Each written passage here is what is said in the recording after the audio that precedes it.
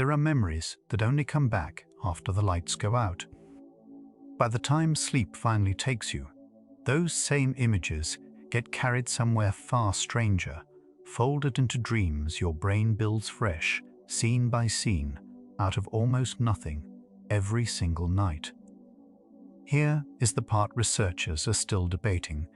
The most vivid, feeling-soaked hours of your whole week happen while you lie completely unconscious, and no one yet fully agrees on why the sleeping mind does this at all. Welcome to Psychology for Sleep.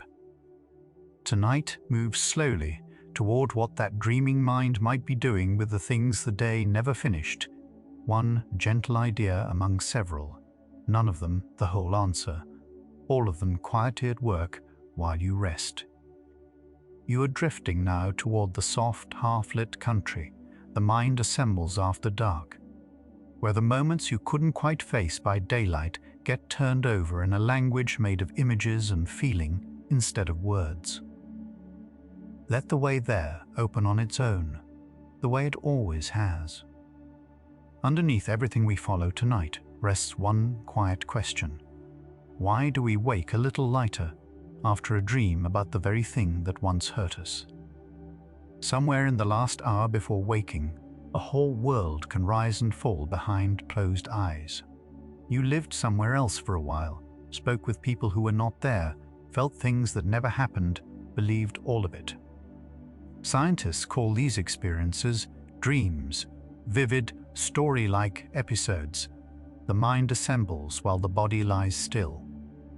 For most of human history, no one could say where they came from or what they were for. What we now know is that dreaming is not stray noise at the edge of sleep.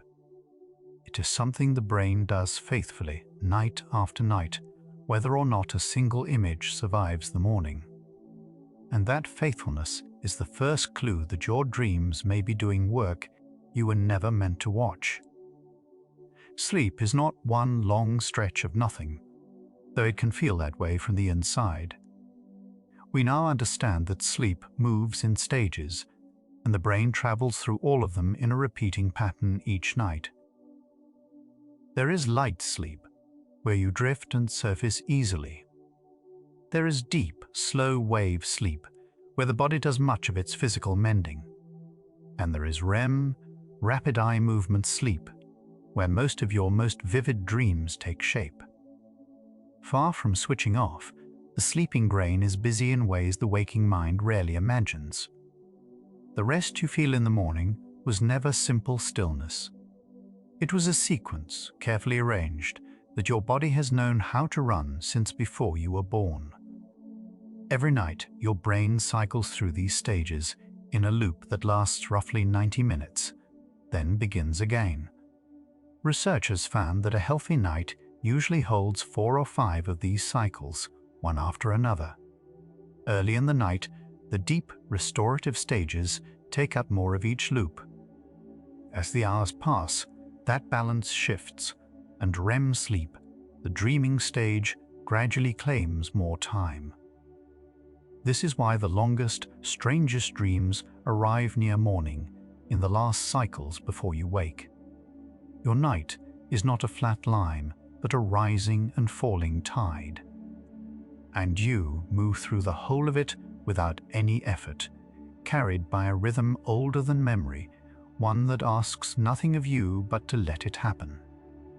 The night is quietly weighted toward its own end. In those first hours after you fall asleep, dreaming is brief and easy to miss. But with each cycle, the REM periods lengthen. The earliest may last only a few minutes, while the final one before dawn can stretch far longer. This is part of why the dream you remember is so often the last one, caught in the moment your eyes open. It was simply the longest and the closest to waking. What feels like a single dream at the end of the night is really the final chapter of a story your brain has been telling itself for hours. You were dreaming long before the part you recall. You only arrived in time to catch the ending. In a dream, the impossible feels perfectly ordinary. The room becomes a different room without warning. Someone is both a stranger and someone you love. You can breathe underwater or find a door where no door was before, and none of it strikes you as odd until you wake. Researchers describe this quality as the bizarreness of dreams, the lucid logic that lets one scene melt into the next. In waking life, your mind flags contradictions instantly. In dreams, that alarm falls quiet. The result is a kind of storytelling with no rules of continuity, where meaning matters more than sense. What feels like nonsense by morning was, in the moment, a world you accepted whole, and that acceptance is itself part of what dreaming is for. Ask anyone who has woken from a powerful dream, and they will tell you it did not feel imagined. It felt lived. The fear was real fear. The grief was real grief. What we now know is that during dreaming, the brain generates genuine sensory and emotional experience, not a faint sketch of one. The regions that process sight, movement, and feeling light up, much as they do when you are awake. This is why a dream can leave your heart racing or your eyes wet before you have fully returned to the room. Your body responds to the dream as though it were happening.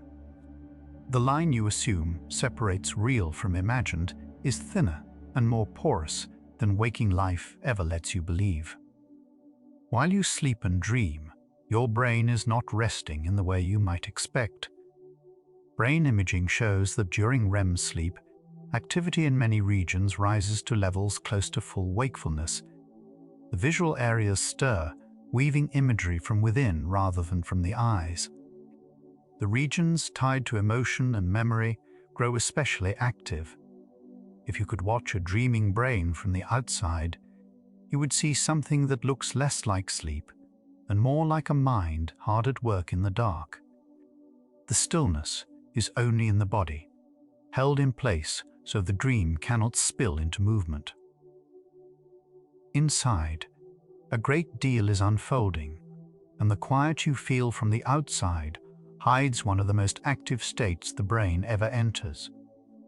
One region of the brain behaves very differently in dreams than it does by day. The prefrontal cortex, the seat of judgment, planning, and self-criticism, grows notably quieter during REM sleep. Researchers believe this dimming helps explain why dreams feel so unquestioned, why you rarely stop to ask whether any of it makes sense.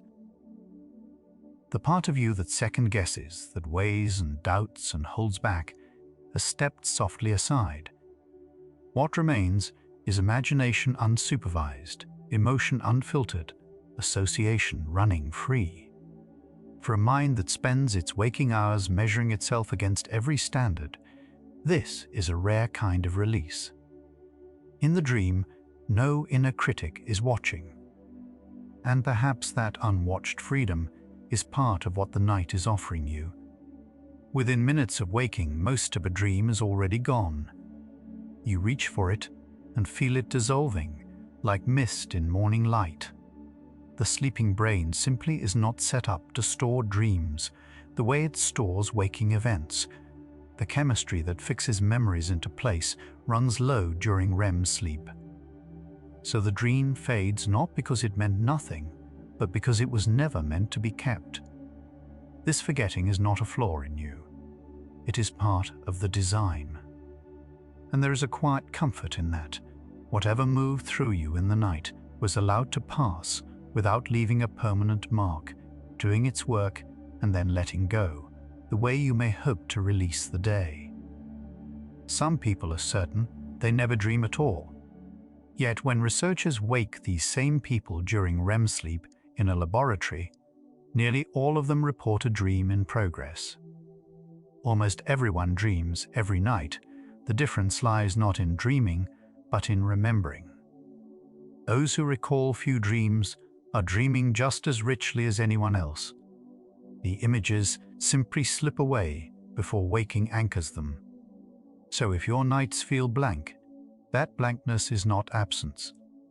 Behind it The same nightly theatre has been playing, scene after scene, entirely without your knowledge. You have been a dreamer all along, faithfully, even on the nights you would swear your mind lay perfectly still and empty. For a long time, one influential idea held that dreams might begin as something close to accident. In this view, often called the activation synthesis hypothesis, the brainstem fires in bursts during REM sleep, and the higher brain, receiving this jumble of signals, weaves them into a story after the fact. By this account, the strangeness of dreams is what a mind looks like when it tries to make sense of noise. It is a compelling proposal, and it captures something real about how loosely dreams are stitched together. But it is only one theory among several, and many researchers think it explains how dreams are shaped far better than it explains why we dream. The question of purpose, it turns out, does not close so easily. Much of what you learn today may quietly return in the night, rearranged. One leading proposal suggests that dreaming plays a part in how the brain sorts and strengthens memory, sifting the day's experiences, keeping what matters, loosening what does not. Researchers have found that sleep, and REM sleep in particular, seems to support learning and the settling of new memories, though exactly how dreaming fits into this remains debated. What feels like a random parade of faces and places may be the mind revisiting fragments of your life, testing which threads to hold. This is one hypothesis, not a settled fact. But it hints at something tender, that even in sleep, your mind is tending to your days, deciding with great care what is worth carrying forward. Picture a dream where you are running, hiding, or facing something that frightens you. Many people know these dreams well. One theory, sometimes called threat simulation, proposes that dreaming evolved in part as a safe place to rehearse danger, a way for ancient minds to practice escape and survival while the body lay protected in sleep. By this view, the fearful dream is not cruelty, but preparation, a rehearsal run in a world where nothing can truly harm you. It is an intriguing idea, supported by how often threat and struggle appear in dreams across cultures. Yet it remains one proposal among many, and researchers still debate how much of dreaming it can really account for. The frightened dreamer, in this reading, is not being punished, only practicing. Notice how often the people you know fill your dreams, friends, family, strangers with faces you half recognize. A related theory suggests that dreams may serve as a rehearsal, not for danger, but for connection, a space to practice reading others, navigating bonds, and imagining what someone else might feel. Researchers have observed that social interaction is among the most common threads running through dream reports. If this proposal holds, then some of your dreaming is the mind quietly working on its relationships, keeping the delicate machinery of empathy tuned. Like the other theories, it is a hypothesis still being tested, not a final answer. But it offers a gentle possibility that even alone in the dark, part of you is reaching toward the people you carry. Consider the nights when a painful memory surfaces in a dream, then feels a little softer by morning. Here we reach the idea at the heart of tonight, sometimes called the emotional processing or overnight therapy hypothesis. Some researchers propose that REM dreaming helps the mind revisit difficult experiences and gradually ease the sting of them, keeping the memory while loosening the pain. It is a hopeful idea, and one with real neuroscience behind it. But it is also a leading hypothesis that has met mixed results in later studies, not a proven law. So we hold it gently, as a possibility worth following rather than a promise. What draws us in is the question it asks: what if the dreams you dread are quietly on your side? No single theory has won the question of why we dream. This is worth sitting with, because it is easy to assume science has settled such things. It has not. Memory consolidation, threat rehearsal, social practice, emotional processing, the weaving of random signals into story. These ideas compete, overlap, and each explains part of the picture while leaving part unexplained. Many researchers suspect dreaming may serve more than one purpose, the way a single organ can do several jobs.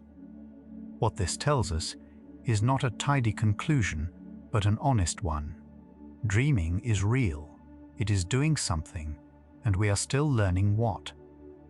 And there is a strange comfort in an answer that stays open. It means the mystery is yours as much as anyone's. Deep in the brain sits a small structure called the amygdala, closely tied to fear and strong feeling. During REM sleep, this emotional core becomes markedly active, often more active than it is in calm wakefulness. This is one of the clearest findings in dream science, and it helps explain why dreams so often carry an emotional charge, why they can move you before any plot makes sense. Dreaming is not a neutral slideshow of images. It is soaked in feeling from the start, generated by a brain running its emotional centers at full volume while its judging centers rest. Whatever else your dreams are for, they are deeply emotional events, and that weight is not incidental. It may be the whole point. Feelings run through dreams more reliably than any storyline. People often forget what happened in a dream, yet remember exactly how it felt: the dread, the longing, the sudden tenderness. Researchers who collect dream reports find that emotion is nearly always present, and that unpleasant feelings appear at least as often as pleasant ones. This does not mean your nights are unkind. It may mean that dreaming leans toward the emotions that most need attending. What lingers after a dream is rarely the events. It is the mood they left behind, the residue of feeling that colors your first waking moments. Your dreaming mind, it seems, is far less interested in what occurred than in what it stirred, as though feeling itself were the material it works with.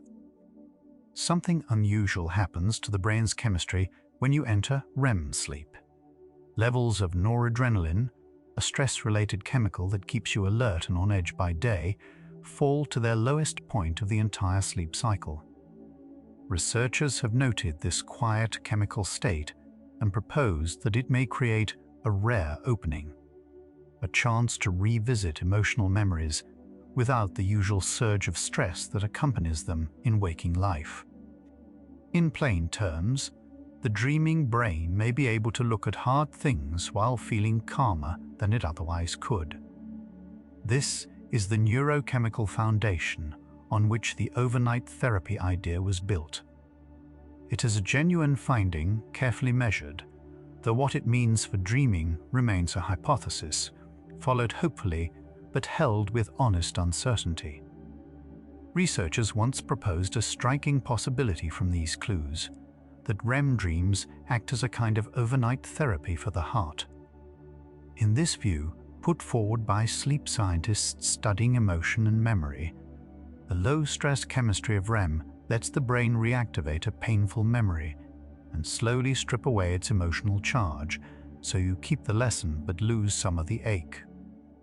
It is a beautiful idea, and it fits the way grief and shock can feel duller after nights of sleep. But it is best held with care. The hypothesis has drawn interest and doubt, and broad efforts to confirm it have brought mixed results. So we offer it as one hopeful reading among several, not a certainty, but a question the night keeps posing. Not every study has agreed, and honesty asks us to say so.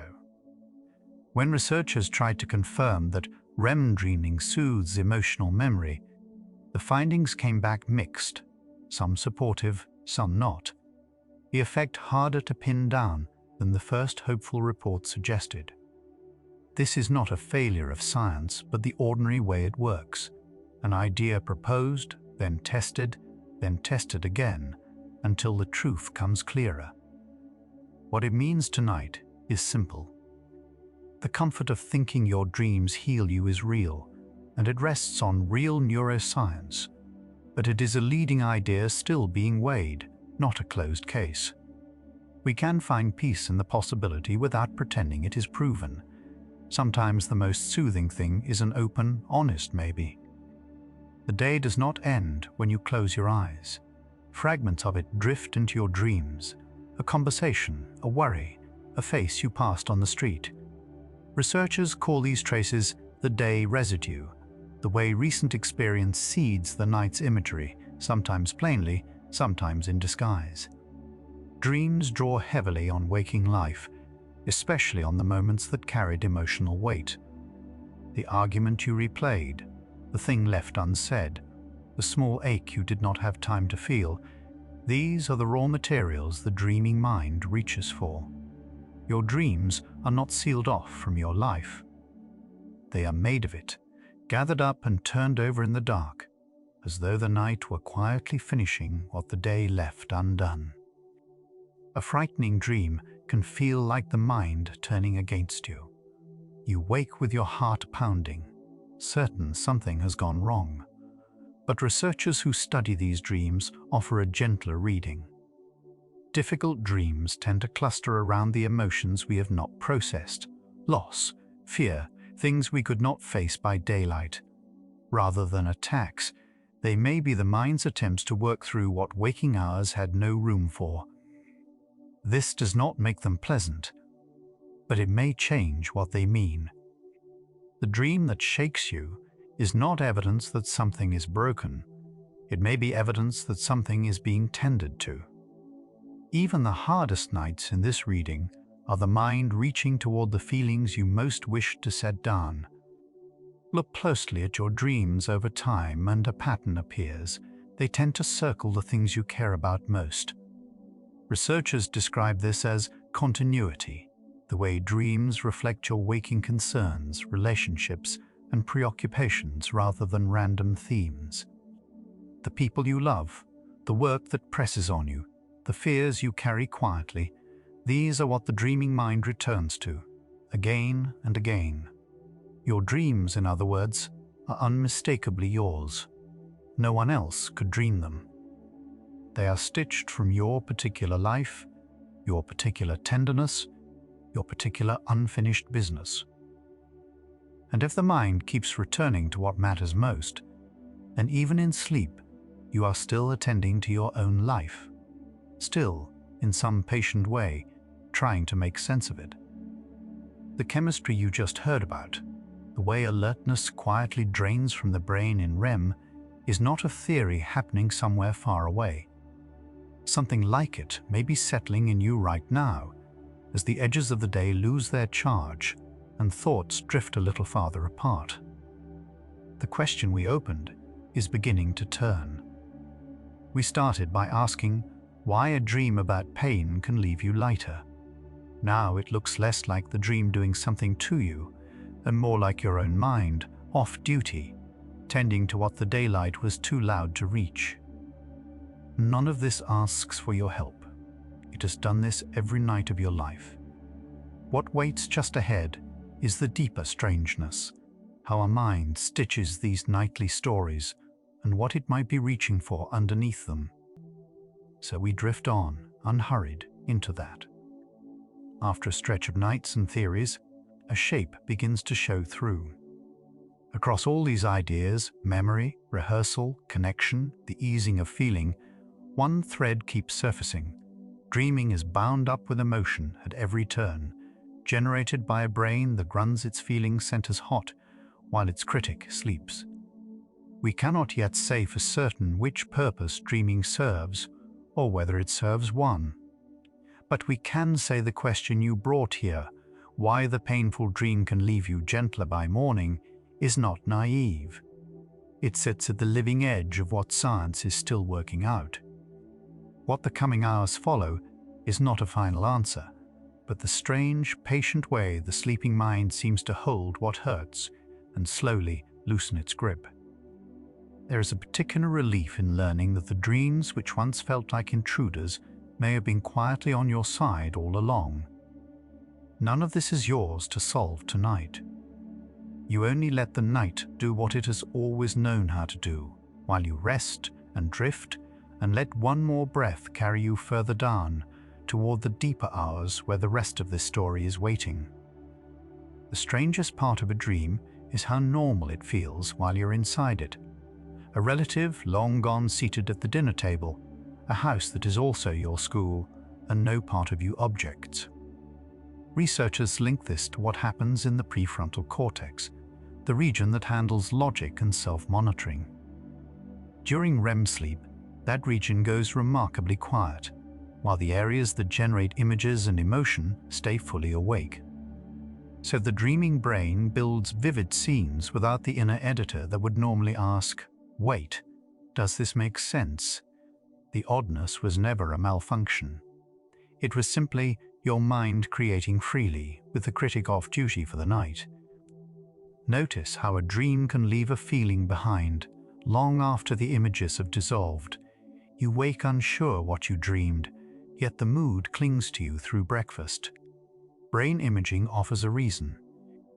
In REM sleep, the emotional centers of the brain, including the amygdala and the deep limbic structures, become intensely active, often more active than in waking life. Dreams are not neutral little films. They are saturated with feeling. This is part of why the emotional residue outlasts the plot. What you carried into morning was never random. It was the emotional core of the night, still warm even after the story around it had faded away. A familiar face in a dream wears the wrong name, and somehow you accept it. Your mother with a stranger's voice, a childhood street that opens onto your office. The dreaming brain forms connections differently than the waking one. With the hippocampus and memory networks running in a looser, more associative mode, distant memories that rarely meet in daylight get woven together.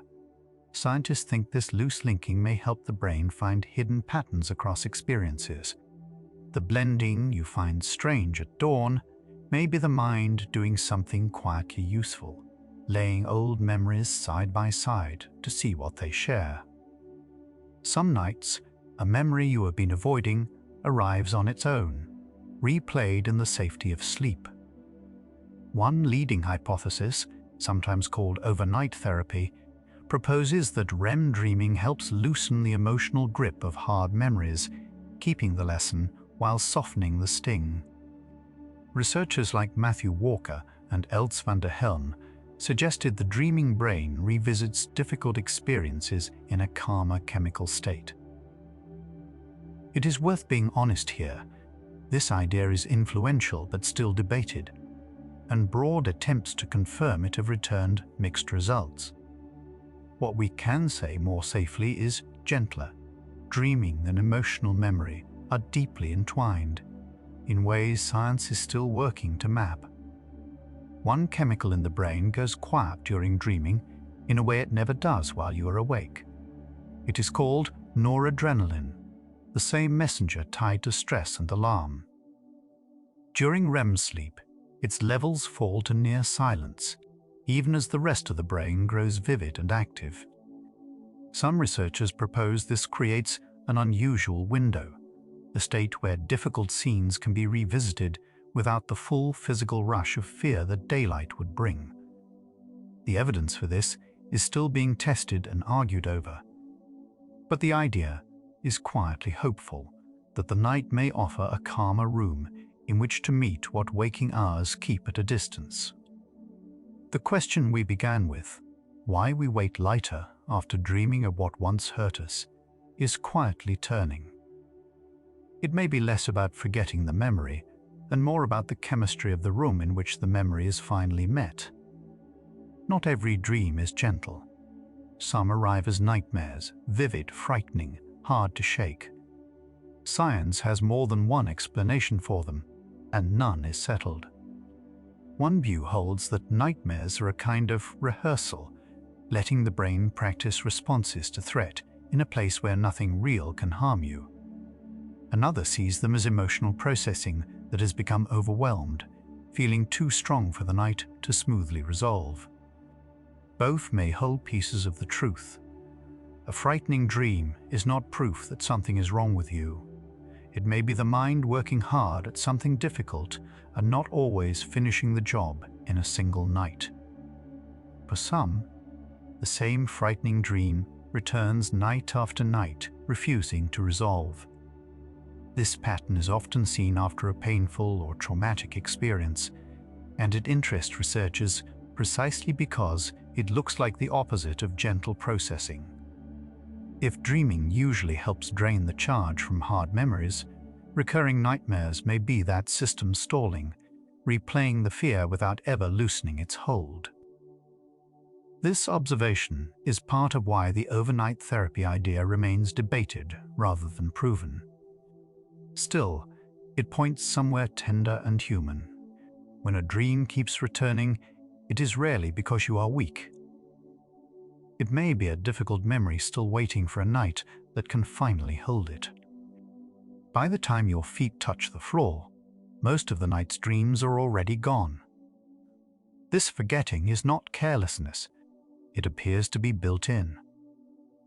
The same low levels of noradrenaline that make REM feel calm also happen to be part of the chemistry the brain uses to lay down lasting memory. So, the very state that lets you dream freely is a poor one for recording what you dreamed. Add the swift shift from sleep to waking, and the images scatter. Forgetting your dreams is not a flaw in your memory. It may simply be the cost of the particular chemistry that lets dreaming happen at all. Reach for a dream in the first waking minute, and it slips further away, like trying to hold water in an open hand.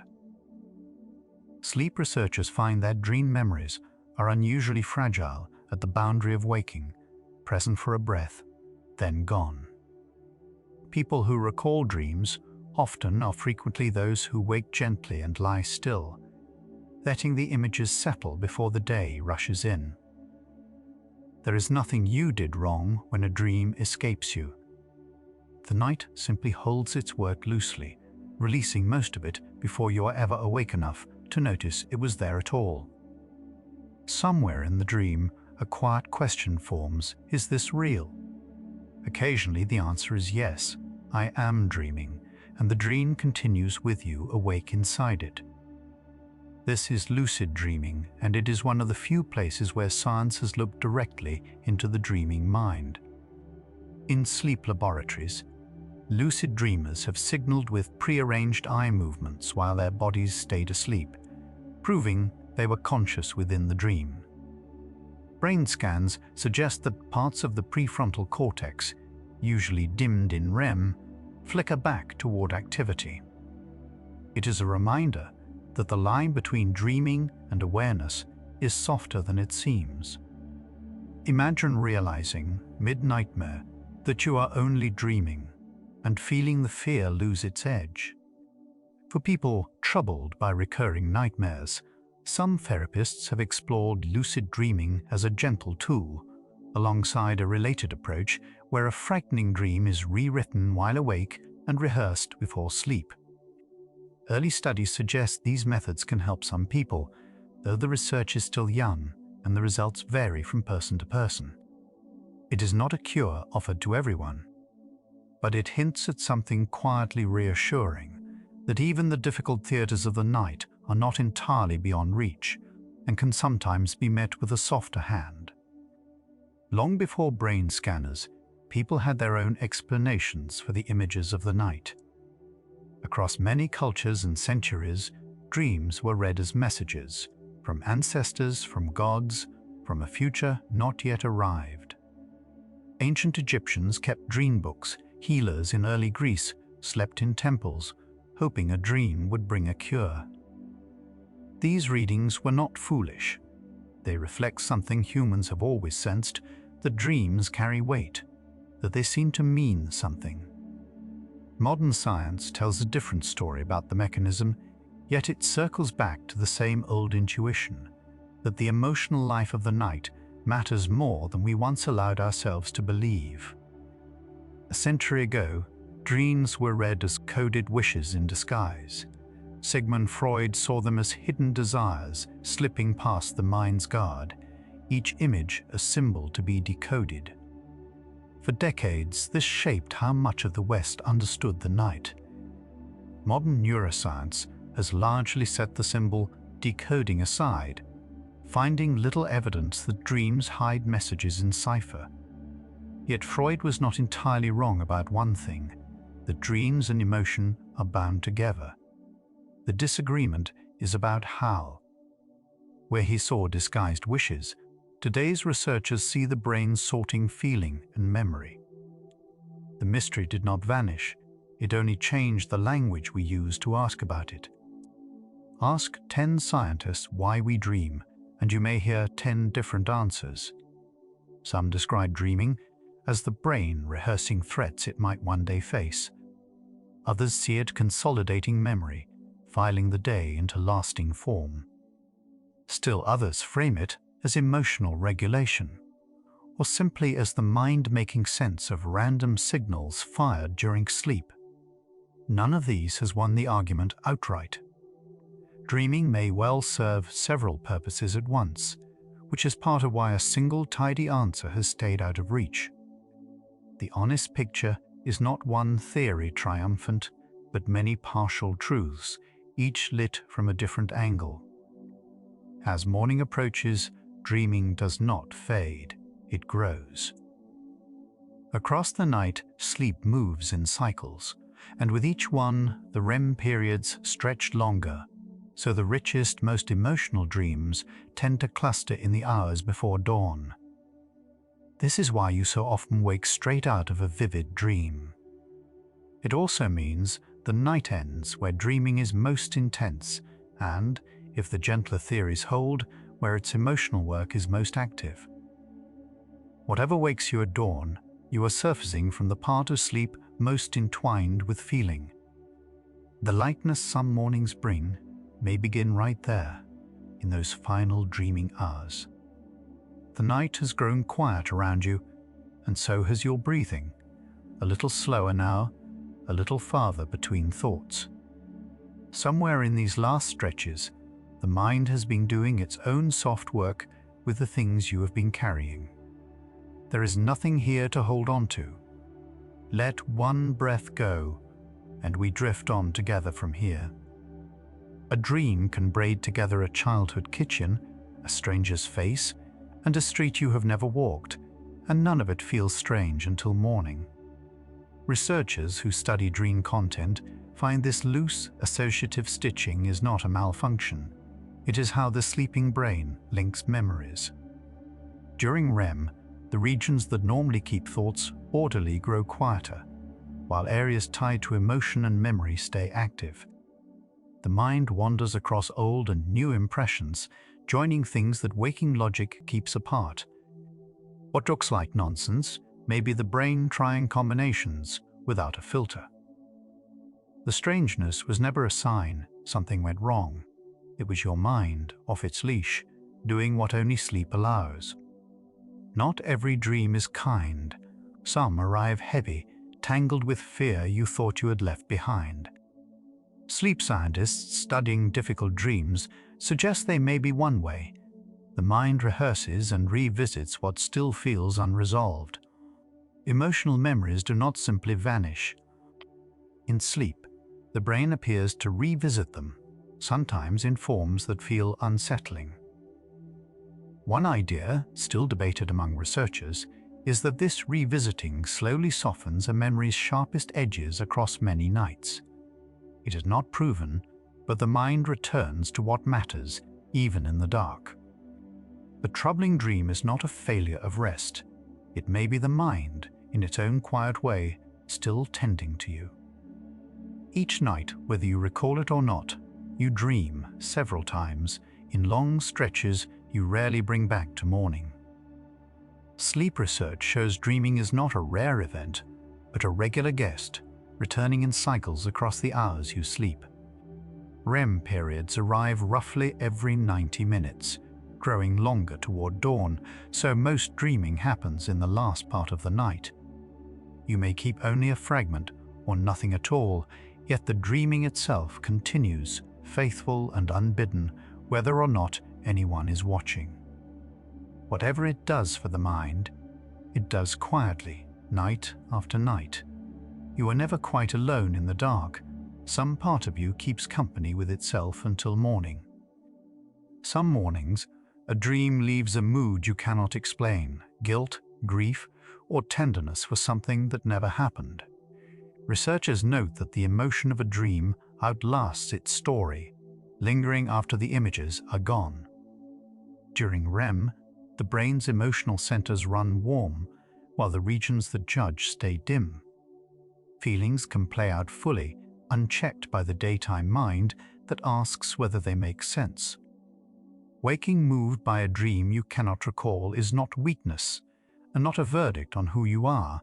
It is feeling, released where it was safe to feel. Be gentle with what the night stirs in you. You are not responsible for the weather of your dreams. The last stretch of sleep, just before waking, is where dreaming gathers its longest, richest hours. Sleep scientists find that cutting those final hours short, with a jarring alarm or a restless night, quietly trims away much of your REM. REM builds toward morning, so a night cut short loses the dreaming end first. When sleep is broken or too brief, the brain has less room to move through its emotional and memory work, whatever that work turns out to be.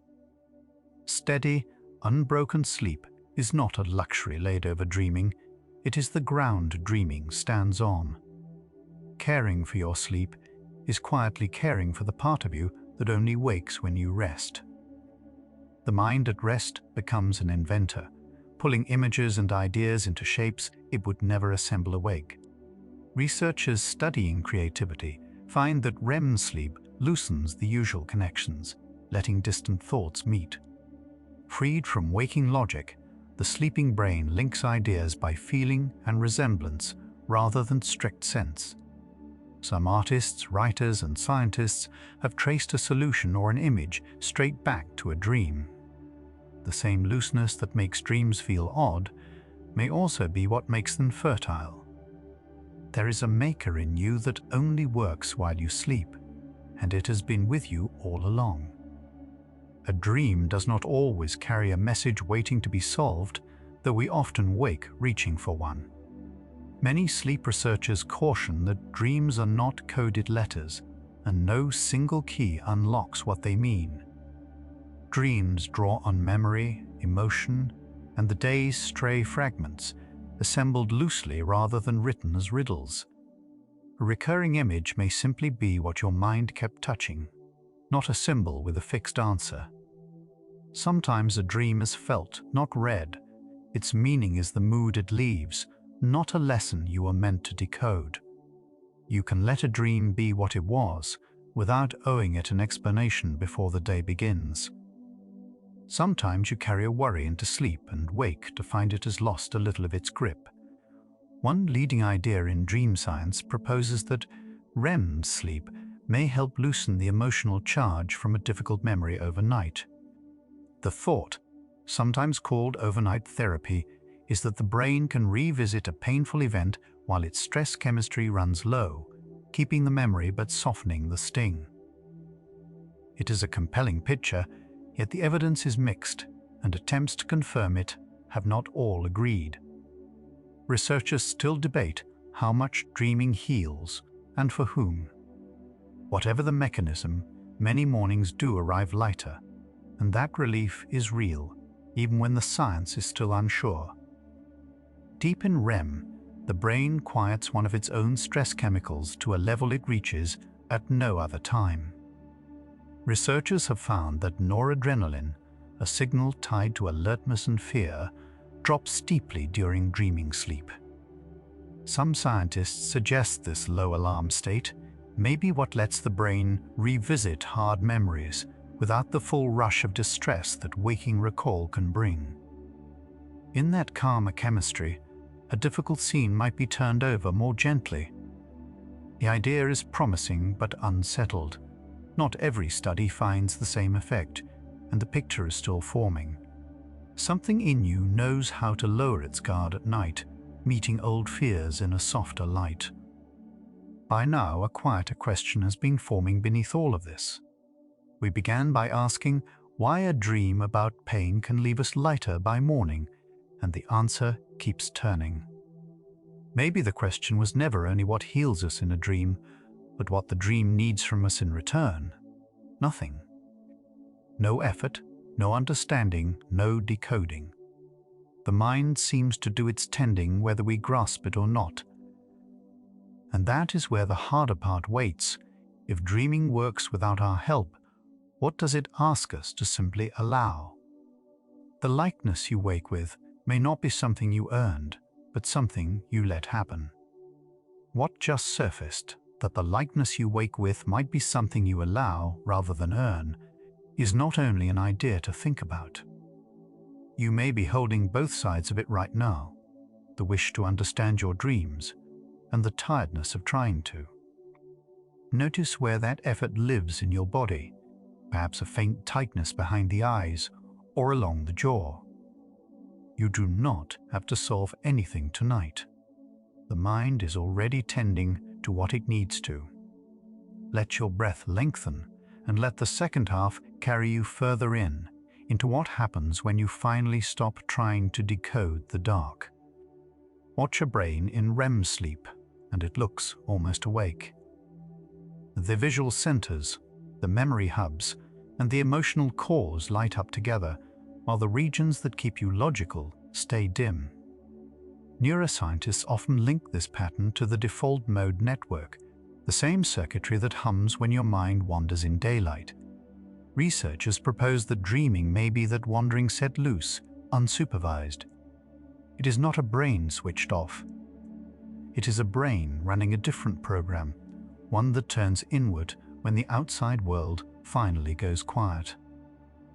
Fear moves easily through a dreaming mind, and there is a reason for that. In REM sleep, the amygdala, the brain's alarm center, becomes highly active, while the prefrontal cortex, the part that reasons and restrains, grows quiet. Researchers suggest this imbalance is why dreams feel so emotionally charged, so willing to follow feeling instead of logic. A worry that felt manageable by day can bloom into something vast at night. Yet the same open channel may be what lets buried feeling finally move. The gate that reason usually guards is, for these hours, left ajar. Somewhere below awareness, the day repeats itself. During sleep, networks in the hippocampus reactivate the patterns of recent experience, a process scientists call memory replay, first observed in the sleeping brains of rats retracing a maze. Whether this replay becomes the images of a dream is still debated, but many researchers see the two as intertwined. The brain seems to rehearse what mattered, sifting the day for what to keep. What surfaces in a dream may be fragments of that sorting, rising into story. You are not simply remembering. Something in you is deciding what the memory is for. One chemical goes quiet in REM sleep, and it may change everything about what a dream can do. Noradrenaline, the molecule that floods the brain during stress and keeps the body braced, falls to its lowest levels of the entire day during dreaming. For a stretch of the night, the mind revisits memories without the stress chemistry that first stamped them in. Researchers propose that this is a rare, safe room, a place to reopen a hard moment while the alarm system stays offline. The memory can be handled. The panic that once came with it does not have to. Put these pieces together: active memory, muted alarm, a mind free to wander, and a hypothesis takes shape. Some researchers call it overnight therapy. The idea that REM sleep replays emotional memories in a calm, chemical bath, gradually loosening the sting from the event while keeping the lesson intact. Sleep to remember what happened, the theory goes, and sleep to forget how much it hurt. The question that opened this night begins to turn. Perhaps you wake lighter, not because the memory faded, but because something in the dark quietly separated the fact from the feeling. In one study, volunteers viewed emotional images, then saw them again after a night of sleep. Those who had passed through REM showed calmer responses in the amygdala the second time, as though the edge had been filed down overnight. It was a careful, hopeful result, and the kind that science treats gently until others can repeat it. Later attempts to reproduce the effect have been mixed, some finding it, some not. This is how understanding actually moves, not in a single answer, but in a slow argument between studies. What stays is the shape of a real mechanism, still being drawn. Lose your dreaming hours, and mornings can feel strangely raw. When REM sleep is cut short by alcohol, by stress, by a broken night, people often report that small frustrations land harder the next day. Some researchers read this as a sign that the overnight sorting was left unfinished, the emotional residue never fully processed. Others are more cautious, noting that poor sleep of any kind frays the nerves. Both may be true at once. What seems clear is that the feeling you carry into a morning is shaped, in part, by what your mind was allowed to do in the dark. Not every scientist reads dreams as healing. One long-standing view, the threat simulation theory, proposes that dreaming evolved as a rehearsal space, a way for ancestors to practice escaping harm while safely asleep. In this reading, the chase, the fall, the figure at the door are not wounds reopening, but drills running. Studies of recurring dreams do find that threat is among the most common themes, more frequent than calm. It is a different story about the same nights, less about mending the past, more about preparing the body for a future that may never come. Count the people who move through your dreams, and a second kind of rehearsal appears. The social simulation theory suggests that dreaming gives the mind a private stage to practice the thing humans most depend on, each other. In dreams, we argue, reconcile, are welcomed, are left out. Researchers who study dream reports find that other people fill them far more than objects or places do. Perhaps the sleeping brain runs quiet rehearsals of belonging, testing bonds. It cannot afford to test awake. The relationships that occupy your days do not clock out when you close your eyes. Sometimes the rehearsal turns against the sleeper. In nightmares, and especially in the repeating dreams that can follow a painful or traumatic experience, the overnight processing seems to stall, the same tender scene returning without ever loosening its grip. Researchers propose that this is what the healing looks like when it fails, a memory too charged for one night's chemistry to soften. It is one reason therapies for trauma sometimes work directly with dreams, helping rewrite the ending a mind keeps circling. The system that quietly mends most nights can become stuck. And knowing it can stick is the first step toward helping it move again. So, which of these theories is true? The honest answer is that dream science does not yet choose one. Emotional processing, threat rehearsal, social practice, memory sorting, each explains part of the night, and none explains all of it. A single dream may be doing several of these at once, the way a single conversation can comfort, warn, and connect in the same breath. This is not a field lost in confusion. It is a young science circling something genuinely layered. The question is no longer whether dreams mean something, but how many kinds of work one night can quietly hold. The dreaming mind is a loose and daring editor. Freed from the logic that keeps waking thought orderly, it joins ideas that would never sit together by day. A face becomes a house. A worry becomes a river. Researchers who study creativity see value in exactly this looseness. In REM sleep, the brain appears more willing to link distant concepts, to find the odd connection that waking caution would reject. What feels like nonsense on waking may be the residue of the mind trying combinations. The strangeness of a dream is not a flaw in the machinery. It is the machinery searching. Sleep on it, people say, and the old advice may hold more than folk wisdom.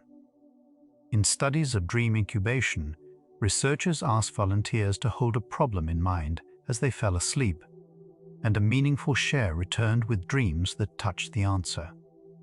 The sleeping brain, still turning the day's material, sometimes arrives at a solution the waking mind was too fixed to see. Artists and scientists across history have credited dreams with the missing piece. None of this makes dreaming a reliable oracle, but it suggests the night keeps working on what you set down before it, gently, without you. Wake someone straight out of REM sleep, and their thinking tilts in a curious direction.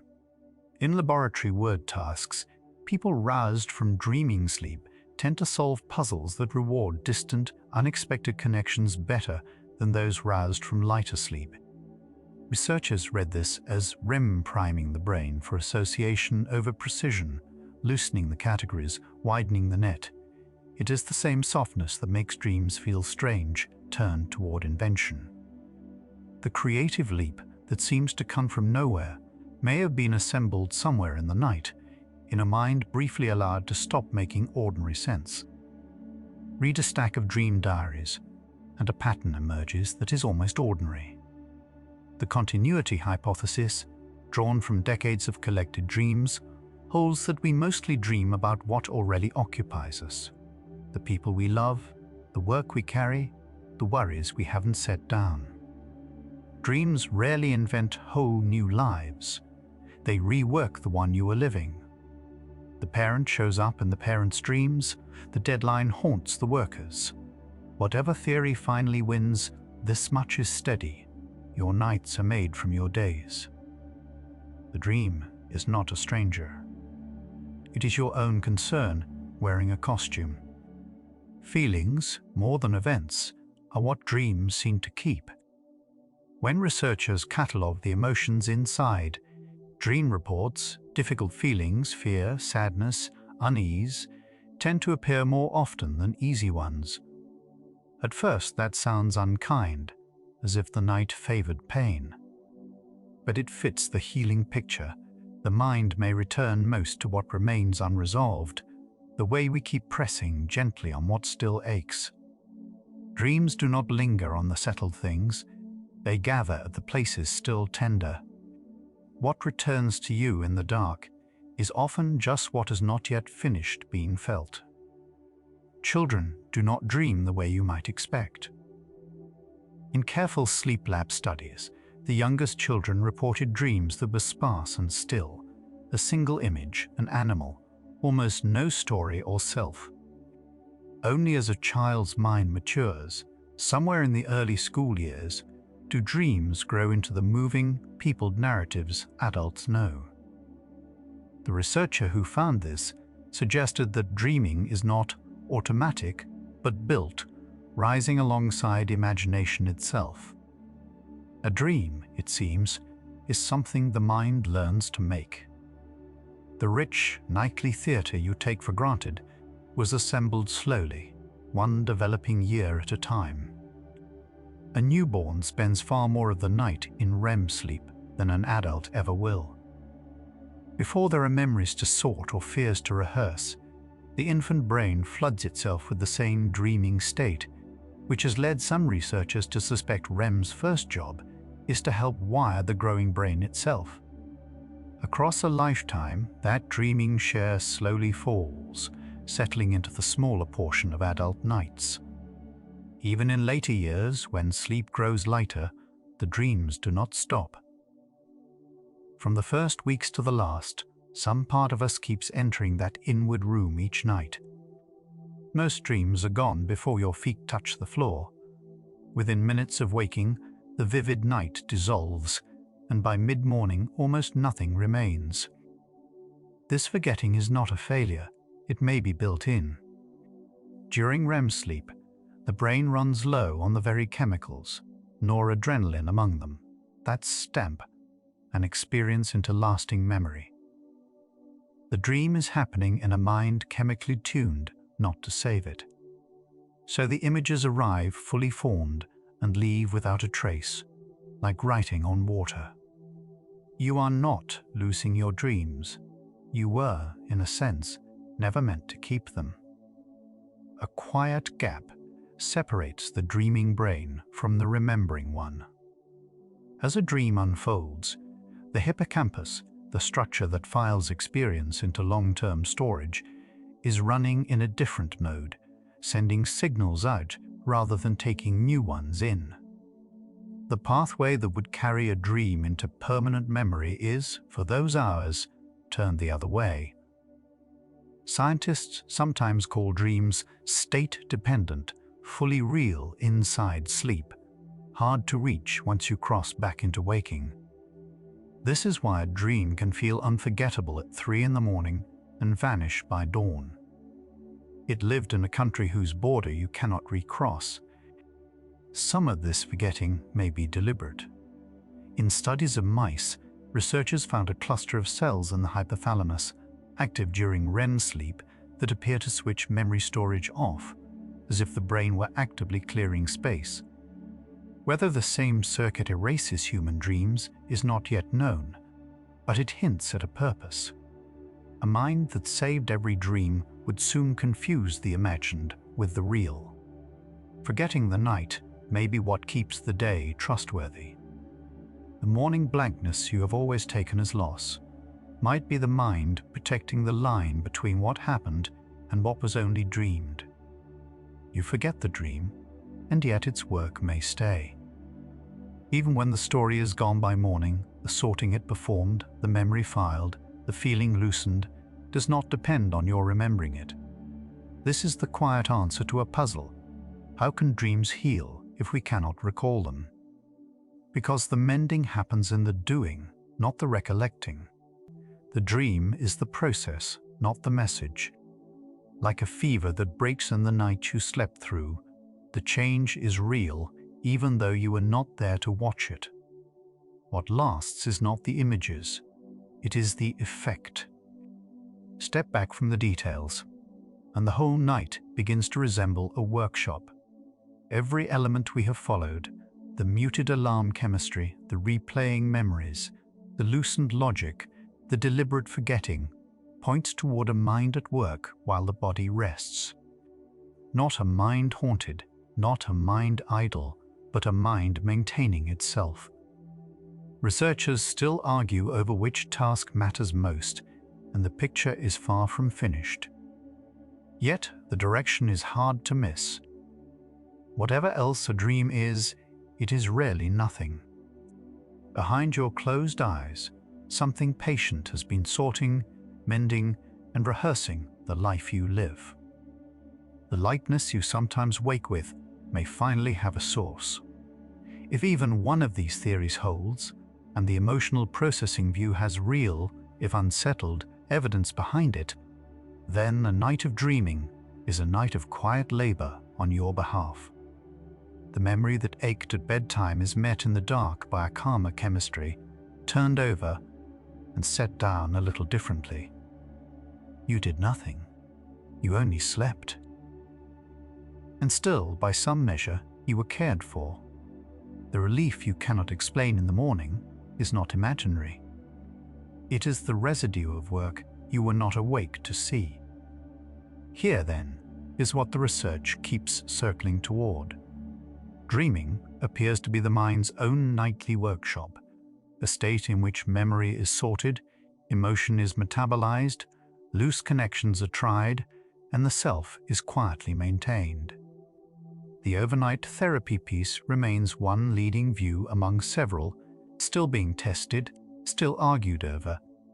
But taken together, the evidence points away from an old fear that dreams are torment or noise or nothing at all.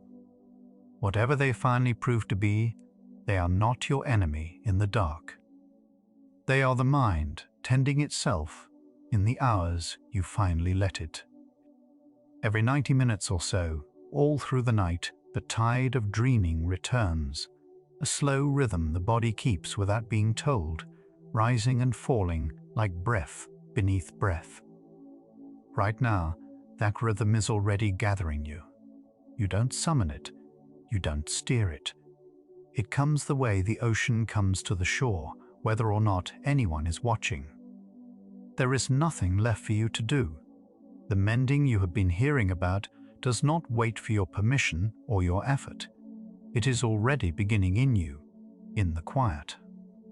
The last stretcher tonight carries this same truth in its softest form, no longer explained, only felt. Let the tide take the rest of the way. The dreaming mind keeps working long after the day has finally let you go. Research suggests that in sleep, the brain revisits the feelings you carried, loosening their grip a little at a time. It does this without instruction, without your effort, without asking whether you feel ready.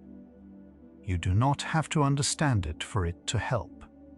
Tonight, the part of you that mends is already awake in the dark, doing its quiet work. In the last stretch of sleep before morning, dreams grow longer and stranger. This is when REM gathers, cycle after cycle, taking up more of each hour as the night goes on. The feelings woven into those dreams are being sorted, softened, set down. You will likely forget most of them, and that forgetting is not a loss. What stays is lighter than what arrived. A memory that stung in daylight can feel worn smoother by dawn. One idea researchers have followed is that dreaming lets you revisit the hard moment while the body is calm, so the feeling and the fact slowly come apart. The event stays. The ache around it thins, not erased, remembered differently. You keep what the moment taught you and set down some of what it cost. We rarely remember the dreams that help us most. In the deep chemistry of REM, the brain runs low on the signals that fix memories in place, so the dream fades even as its work is done. This is why the morning so often arrives blank, yet somehow lighter. The night kept the benefit and let go of the story. You wake changed by something you cannot recall.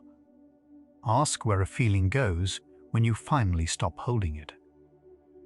During dreaming sleep, one of the brain's stress chemicals falls to its lowest point of the whole night. In that calm, painful memories can surface without the alarm that usually comes with them. The mind meets them softly, the way you might meet an old worry that no longer has teeth. Nothing there can reach you now.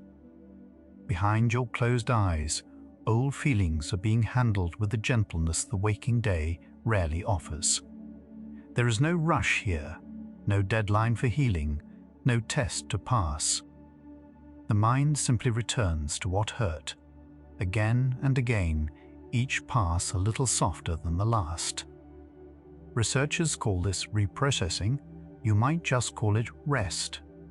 Either way, it is happening, and you're allowed to let it. Nothing about this asks anything of you. You do not have to decode the dream or brace for it or decide what it means. The mind does not wait for your understanding before it begins to mend. It never has. All the times you woke unsettled and could not say why, this quiet sorting was already underway. Tonight it continues, whether you follow it or drift past.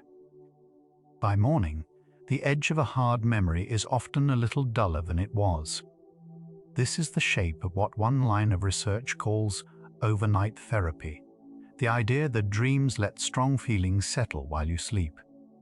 The evidence is real but still forming, the theory still being tested. What stays steady is the experience so many people share, waking to find something heavy weighs a little less. REM is a quieter chemical place than any waking moment. The alarm chemicals that sharpen fear go still, and the mind can wander through memory without setting off the old warning bells. Studies point toward this calm as the reason a frightening scene replayed in a dream, can lose some of its sting by day.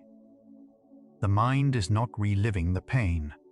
It is slowly filing it somewhere safer. For as long as people have slept, they've tried to read their dreams like messages. Yet the dreaming mind may not be speaking in code at all. It may simply be doing, turning over feeling, loosening old knots, tending what the day left raw.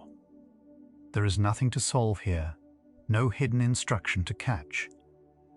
You can set down the search for meaning and let the dream be what it already is.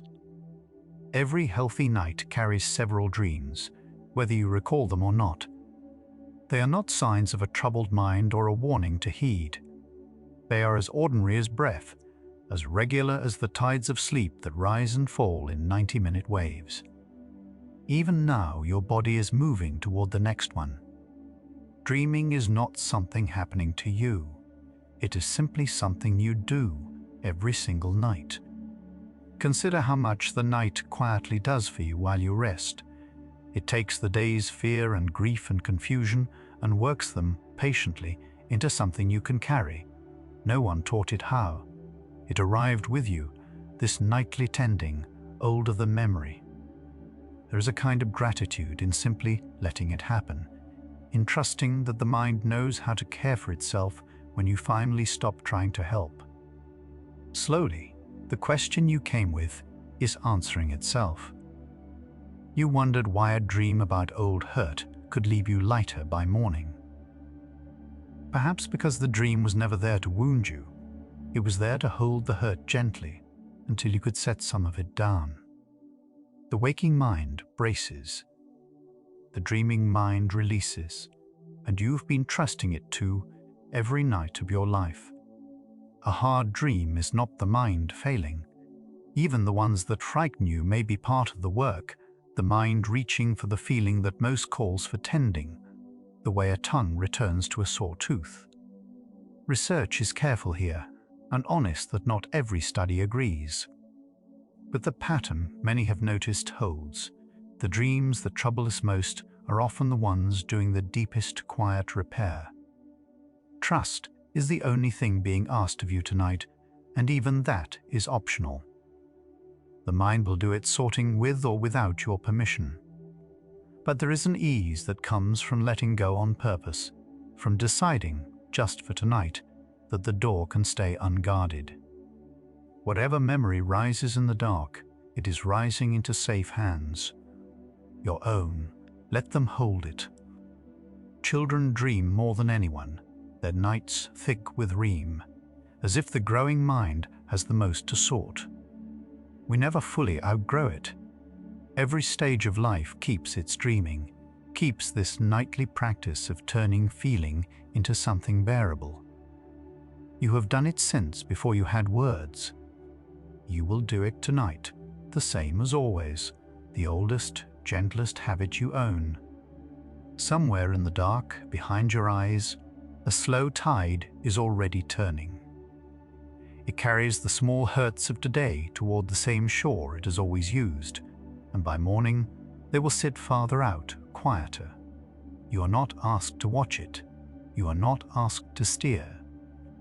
The mind has done this 10,000 nights before, and it remembers the way. All that is left is to rest.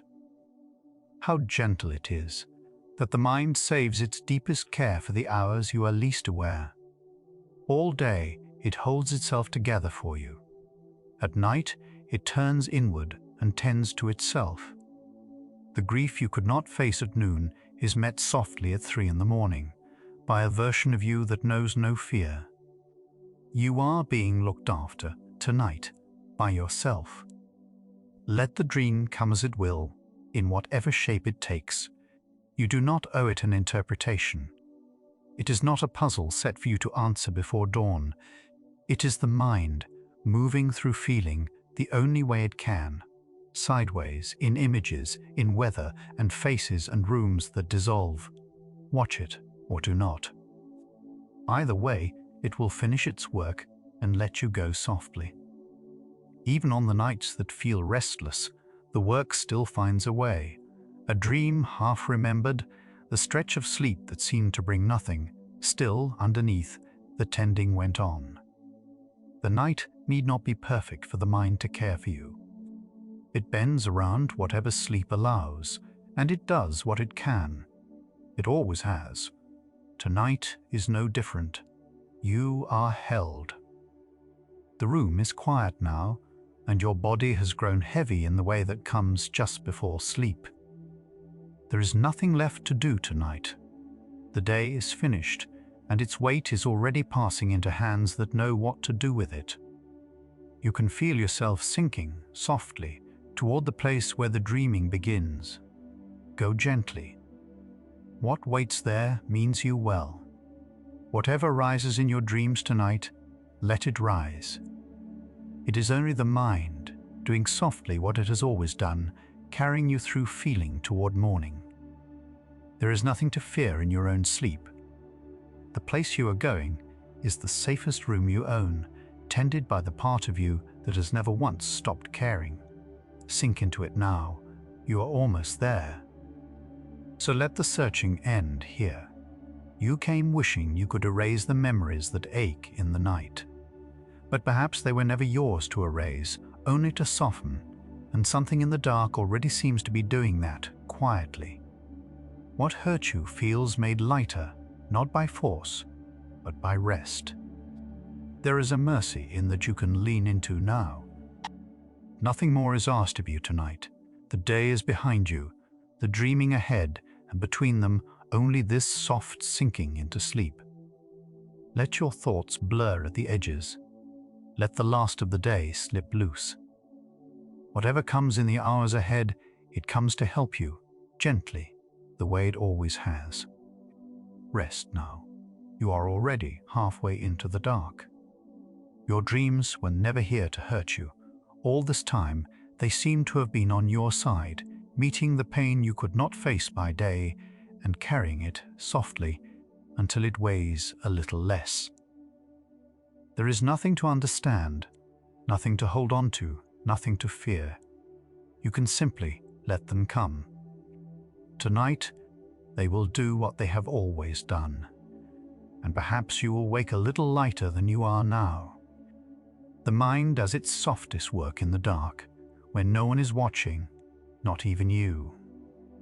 Every night, without being asked, it gathers what the day could not hold and turns it over, gently, until the weight begins to give. That turning is happening in you right now, beneath this quiet. Let your whole self dissolve into the warmth of a mind that is finally tending to you, where the hurt of the day loosens and drifts loose in the dark. Whatever you carried in, you can leave to the night now. It knows what to do with it. The memories that used to surface in the dark were never rising to torment you. They were rising to be held. That changes something, not the memory itself, but what the night does with it. For so long, you may have lain awake wishing you could reach in and erase what hurt. But the mind was never asking you to erase anything. It was asking you to sleep so it could do the softening you could not do awake. Tonight, you can finally let it. Whatever rises as you drift under, it rises into a place that means you no harm.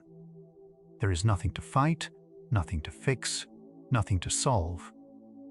You can simply rest and trust the oldest, gentlest part of yourself to carry what the day was too heavy to hold. The Dream Science playlist keeps returning to this quiet question, what the sleeping mind does with everything the waking one could not. The next hour follows it further into the dark. That hour is waiting whenever you are ready. You can allow these thoughts to fade now, the way a dream loosens and slips away in the first pale light, leaving only a feeling behind. Let your body grow heavy, releasing its long grip on everything it tried to hold through the day. If sleep comes, let it carry you down to where the mind quietly turns pain into something you can wake and live beside. If your eyes have already closed, there is no reason to open them. Rest well, gentle soul. The dreams that come for you tonight are not your enemy. They are the softest care you will be given all day. Where the mind heals in the dark and you wake lighter. Good night.